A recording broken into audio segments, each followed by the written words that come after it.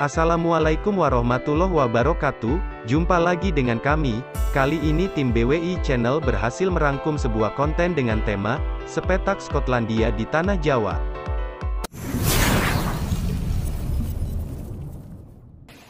Glenmore bukan sembarang daerah, begitu pikir saya sewaktu mendengar nama salah satu kecamatan di Banyuwangi ini. Saya baru-baru ini mendengar nama daerah di Indonesia yang Eropa banget, dan saya menemukannya di Banyuwangi.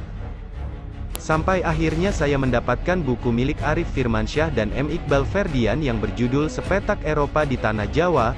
Mulai dari situ saya baru tahu jika Kecamatan Glenmore di Banyuwangi memiliki sejarah panjang dalam masa kolonialisme. Di masa kolonial Belanda itulah sejarah Glenmore dimulai. Semua bermula pada 1906, saat pemerintah Belanda mengeluarkan kebijakan mengundang sejumlah investor Eropa untuk membuka perkebunan di wilayah Banyuwangi. Pengusaha Eropa pun datang ke Banyuwangi kala itu, salah satunya adalah Ross Taylor dari Skotlandia.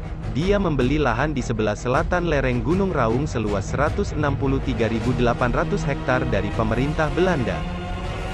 Sejurus kemudian pada tanggal 2 Februari tahun 1910, Ross Taylor memulai kegiatan usaha perkebunannya. Untuk menunjang kegiatan bisnisnya dia juga membangun Glenmore Estate yang tempatnya kini berada di Desa Margomulyo. Tahun itulah awal mula kawasan ini disebut dengan Glenmore hingga bertahan sampai sekarang.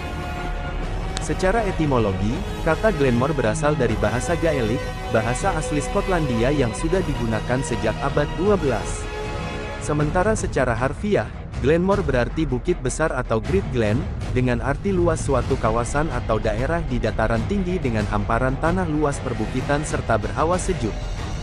Secara geografis, Kecamatan Glenmore berada di ujung barat Kabupaten Banyuwangi, yang berbatasan dengan Kecamatan Kalibaru, wilayah paling ujung di barat Banyuwangi.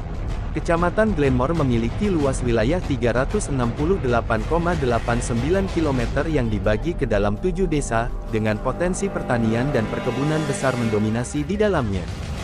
Nuansa Eropa masih bertahan hingga sekarang, 112 tahun setelah kedatangan Ross Taylor. Bagi kalian yang berencana mengunjungi Glenmore, saya beri rekomendasi tempat-tempat yang harus dikunjungi.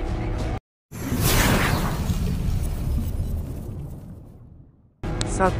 PT Perkebunan Glenmore. Berada di wilayah Desa Margomulyo, perusahaan ini merupakan embrio munculnya Glenmore di kawasan Banyuwangi. Tempat ini merupakan pabrik yang dulu saat awal dibangun oleh Ross Taylor. Saat kalian datang ke sini, kalian akan disambut lokomotif uap di halaman pabrik. Pada bagian mesin lokomotif, tertulis Ruston Proctor dan C.L. Lincoln England, sebuah perusahaan yang memproduksi mesin teknologi pertanian tenaga uap terbesar sejak 1857. Tidak berhenti di situ, di bangunan utama yang digunakan untuk tempat tinggal Cinder tetap mempertahankan arsitektur bangunan dengan gaya Eropa. Cinder secara etimologi berasal dari bahasa Belanda, opsiener, atau opsitter. Ini digunakan untuk menyebut pengawas pekerja di area perkebunan.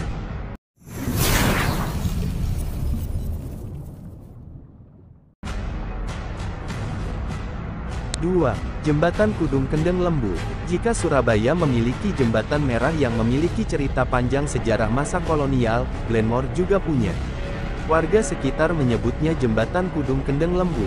Istilah kudung berasal dari bahasa Indonesia yang berarti penutup kepala. Itu muncul lantaran jembatan tersebut memiliki atap sehingga diberi nama oleh masyarakat setempat Jembatan Kudung. Berada di jalur masuk perkebunan Kendeng Lembu di Desa Karangharjo, Kecamatan Glenmore, lokasi ini berjarak 10 km dari jalur nasional. Jembatan yang saat ini masih tetap digunakan oleh masyarakat sekitar sudah ada sejak 1914. Jembatan Kudung dibangun oleh perusahaan swasta Belanda yang bernama Lenbu Maatschappij Onderneming David Bernie en Vera Bercultur met Kendeng Lembu. Material yang digunakan untuk pembuatan jembatan ini didominasi kayu berdiameter besar, tak heran jika tetap kokoh hingga kini.